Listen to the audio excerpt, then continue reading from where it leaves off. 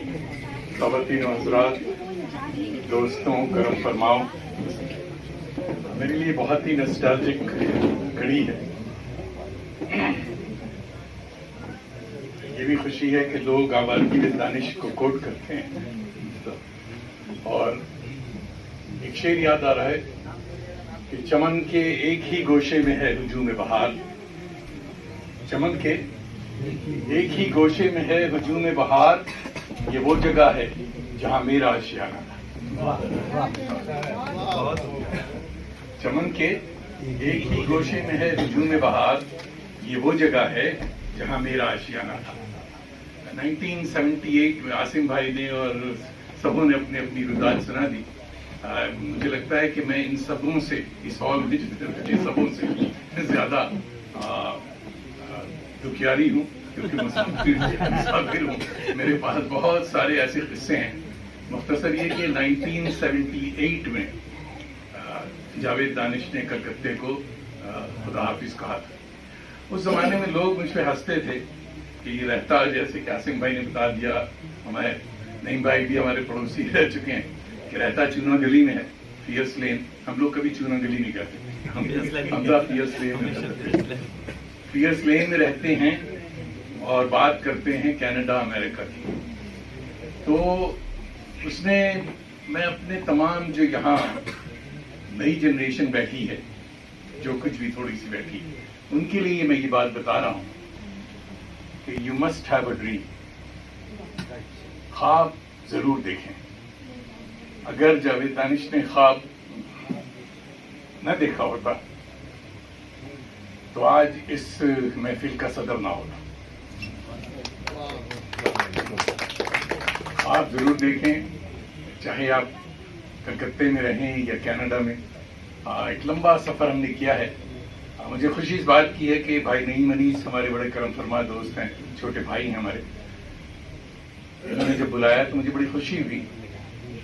इसलिए नहीं कि मुझे बुला रही है, हर दफे बुलाते हैं। इनको जैसे ही पता चलता है कि मैं शहर में आया हूँ तो ये मुझे हाईजैक करते हैं और बुला लेते हैं प्रोग्राम्स के लिए।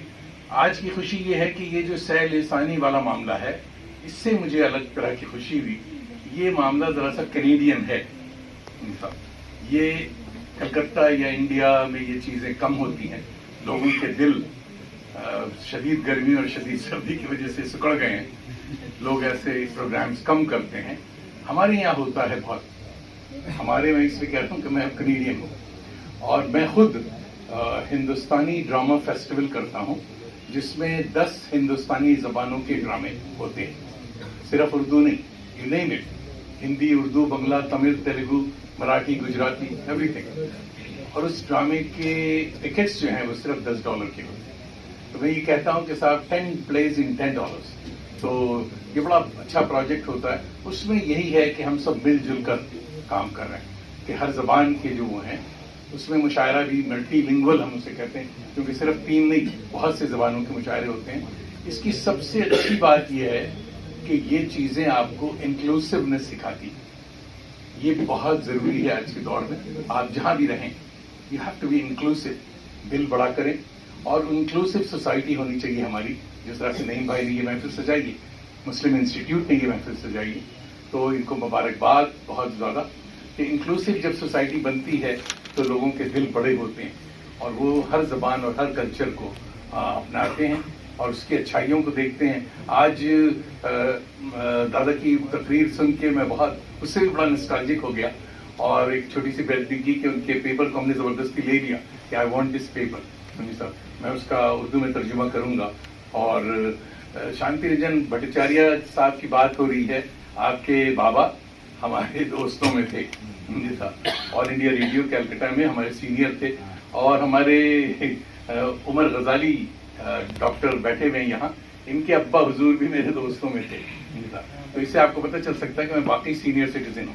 हमारे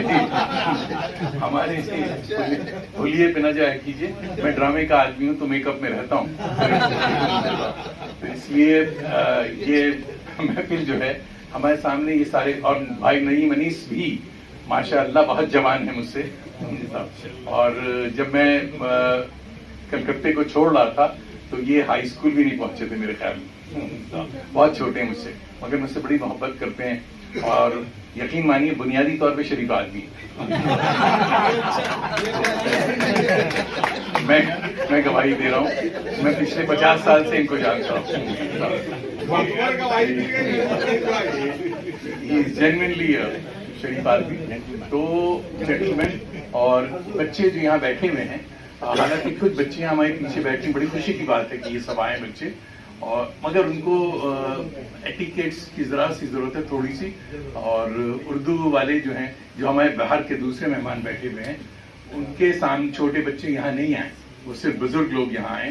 ये जब जाएं तो उनको पता चले कि भाई जावेद दानिश के रिश्तेदार जो पीछे बैठे हुए थे वो भी बड़े अच्छे बच्चे थे। तो इसलिए जरा सा इन बुजुर्गों का ख्याल रखा कीजिए। जब बुजुर्ग बात कर रहे हैं सामने, तो उस वक्त कोई और बात अच्छी नहीं हो सकती। इतने अच्छे अच्छे हमारे इरशाद भाई से लेकर के और मोहतरमा कौसर से लेकर के जितने लोगों ने बरनाली तहकी में यहाँ हमारे इरशाद भाई, बहुत अच्छे अच्छे अशारा सुनने को मिले, बड़ी खुशी हुई मुझे। वाकई दिल से खुश हूँ मैं कि आज इंटेलेक्चुअल्स, जो किसी ने कहा चंदे आफ्ताब चंदे महताब, तो गैलेक्सी ऑफ इंटेलेक्चुअल्स, बाकी आप सब सलामत रहें। एक बुजुर्ग आपको दुआ दे रहा है, खुदा हाफिज, खुशबाश। जावेद दानिश साहब, हाज़िर मजलिस, गुड इवनिंग, नमस्कार, सलाम, आदाब। मुस्लिम इंस्टीट्यूट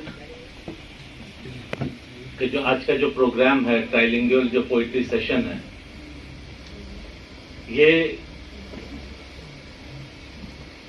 एक कोई अलग से किया गया एक प्रोग्राम नहीं है, बल्कि अभी हम लोगों ने सुना कि किस तरह से 1941 में भी काजी नजरुल इस्लाम साहब ने इसी मुस्लिम इंस्टीट्यूट में आकर अपने कविता को यहाँ पर पाठ किया था, आखिरी कविता।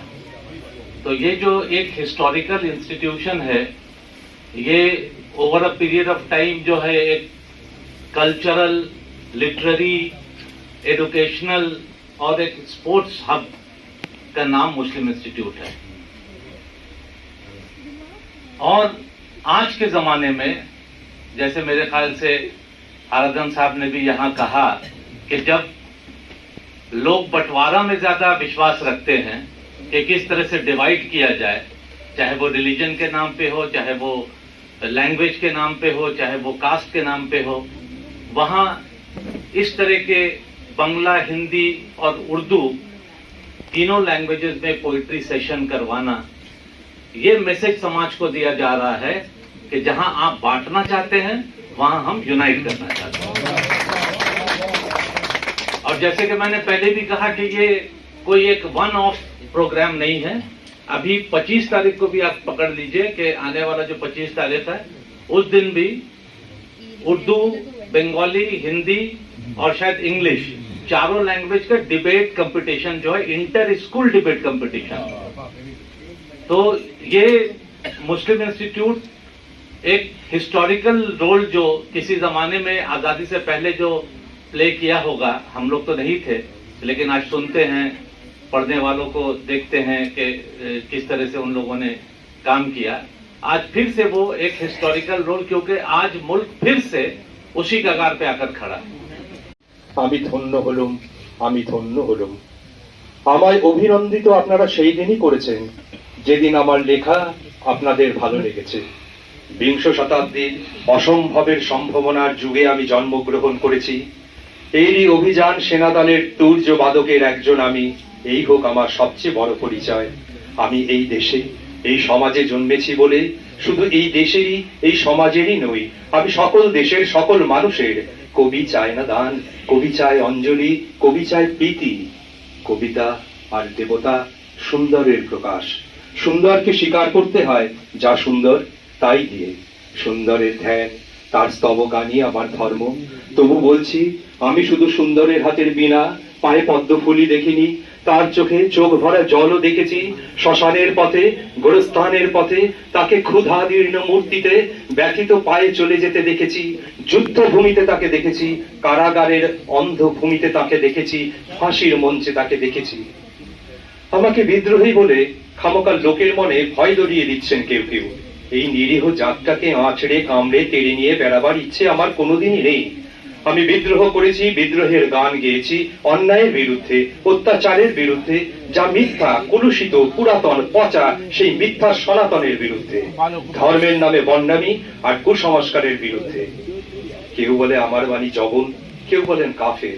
আমি বলেও দুটোর কোনোটাই নয়। আমি কেবলমাত্র হিন্দু মুসলমানকে এক জায়গায় ধরে এনে হ্যান্ডশেক করানোর চেষ্টা করেছি, গালাগালিকে গলাগুলিতে পরিণত করার চেষ্টা করেছি। সে হাতে হাত মেলানো যদি হাতাহাতির চেয়ে অশোভনীয় হয়ে থাকে, তাহলে ওরা আপনি আলাদা হয়ে যাবে।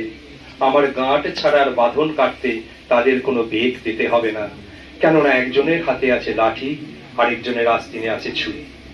হিন্দু মুসলমানের দিন রাত হানাহানি, জাতিতে জাতিতে বিদ্বেষ, যুদ্ধ, বিগ্রহ, মানুষের জীবনে একদিকে কঠোর দারিদ্র, ঋণ, অভাব, অন্যদিকে লোভী অসুরের যক্ষের ব্যাংকে কোটি কোটি টাকা পাষাণ স্তূপের মতো জমা হয়ে যাচ্ছে। এই অসম্য ভেদ জ্ঞান দূর করতেই আমি এসেছিলাম। আমার কাব্য সঙ্গীতে কর্মজীবনে অভেদ ও সুন্দর সাম্যকে প্রতিষ্ঠিত করেছিলাম। আমি যশ চাই না, খ্যাতি চাই না, প্রতিষ্ঠা চাই না, নেতৃত্ব চাই না। জীবন আমার যত দুঃখময় হোক, আনন্দের গান, বেদনার গান আমি গেয়ে যাব। আমি দিয়ে যাব নিজেকে নিঃশেষ করে সকলের মাঝে বিলিয়ে। সকলের বাঁচার মাঝে থাকবো আমি বেঁচে। এই আমার ব্রত, এই আমার সাধনা, এই আমার তপস্যা।